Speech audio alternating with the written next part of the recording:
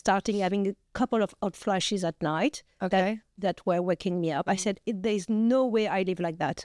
I don't want to live like that. So I was very adamant that I will find the way for me to feel at my best and not having those symptoms.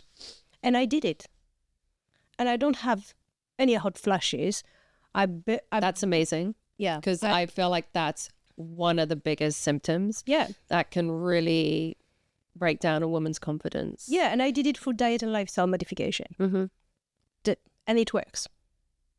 Every woman is different. Some women can have like a lot of symptoms. Some women have less symptoms. But to be honest with you, I think like there are a lot of things that can be done. Because we need to change the way we live. We can't operate the same way.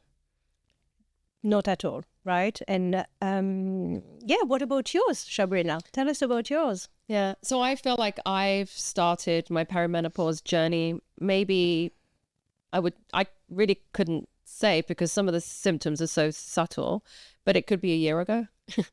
But one of the first things that I noticed, like I did see my periods changing, but one of the first things I noticed was I looked in the mirror and I saw my stomach and I was like, oh my God, what is going on there? Because it never was like that before. And I had this conversation with some of my girlfriends. Maybe that's one of the things I noticed first because I do a lot of, talking on body shape. And I remember during COVID, I did an online workshop on dressing for your body shape. And we were talking about body shape and how it really doesn't change. Like, it's your architecture. It's the difference between your shoulders, your hips, your waist. And it really doesn't change as you get older. However, menopause can change that. And so that's one big shift that I've noticed is that I have the shrinking waistline. And alongside that, more recently, it's the sleep and the alcohol. And so I know that I don't sleep well. And then if I drink alcohol, it really, keeps me up at night. Like I think I'm sleeping, but I don't feel I'm sleeping, that awake sleep type feeling. Yeah, it feels much lighter. And it used to feel so much deeper before. So, that, makes you feel exhausted. And, I haven't had really any brain fog, but I can probably see that that's where it's going to go with me because I'm sure that my brain's not going to, be functioning as I want it to as I'm going through this. But do you feel you have a restorative sleep as well, or you wake up fresh, or? Some days, but not every day. I see. Yeah. But I have my structure that, I'm trying to set my routine, like when I would set for my children when I was trying to put them on a sleep routine. So I'm trying to put myself on a sleep routine, which I think is really important. It's key. It's absolutely key. My sound machine's my best friend right now. Like immediately when I put on the waves, I feel like this fuzzy, warm, relaxing feeling coming, at me. But I think it's, the whole alcohol thing. I think many women experience it, this. I've heard this a lot from talking to my girlfriends.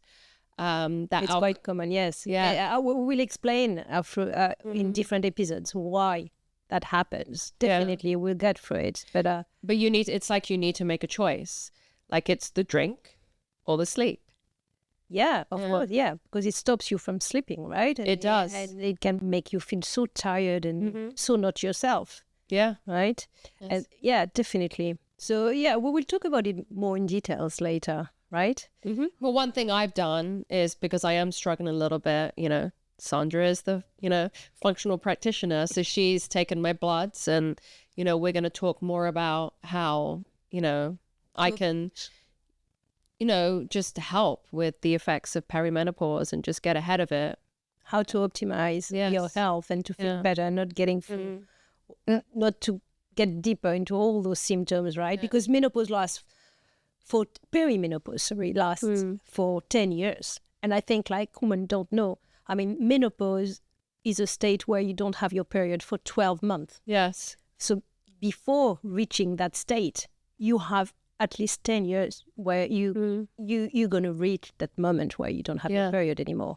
And And you can experience so many different symptoms, so many random symptoms. You know, you can have like brain fog, as we said, sleepless night, insomnia, The skin, weight gain, itchy skin. Yes, definitely. Libido. Yes. Urinary urgency or urinary leakage as well. You know, I know it's not a sexy topic, but it's not a sexy topic, but it's reality. Exactly. Frequent urination, palpitation, panic attacks, anxiety, tiredness as well. I think it's a big one. Fatigue. You know, so, and there are other symptoms, but like that you can get through. And every woman is different in terms of the intensity of the symptoms as well. Yeah, it'd be so interesting if we knew before we hit perimenopause which symptoms we were going to get. Maybe maybe if there was more research around it, who knows, that, you know, women could be more prepared. Yeah, there is research.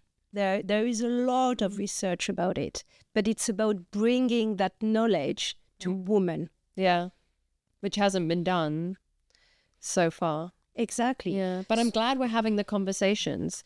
And, you know, I'm glad that age is people are recognizing that perimenopause and getting older is not the end. It's not the end. Yeah. I think it's really a moment where we should leverage from all our experiences, from the wisdom that we have, and finally acknowledging that, like, we went through a lot, we have experiences, and we can be true to ourselves. We don't need to live by the expectation of others anymore. No. You know, we have to reclaim that freedom. Yeah. And, you know, I work with a lot of women who are very confused about their style. And, you know, it's funny. There's this like whole beigey, you know, aesthetic. Like, I'm wearing beige right now, but everything's beige and white. And, you know, people are dressing, women our age are dressing in a very similar way. And, you know, obviously we're all very different people.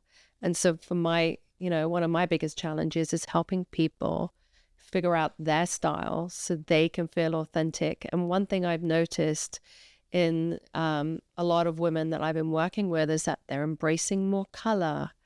And, you know, they want to shine, which is great. Yeah. But, you know, on the same side, you see a lot of women who are feeling invisible and who are hiding. You know, maybe their bodies have changed and they're not ready to embrace their new bodies. So they're hiding under clothing and black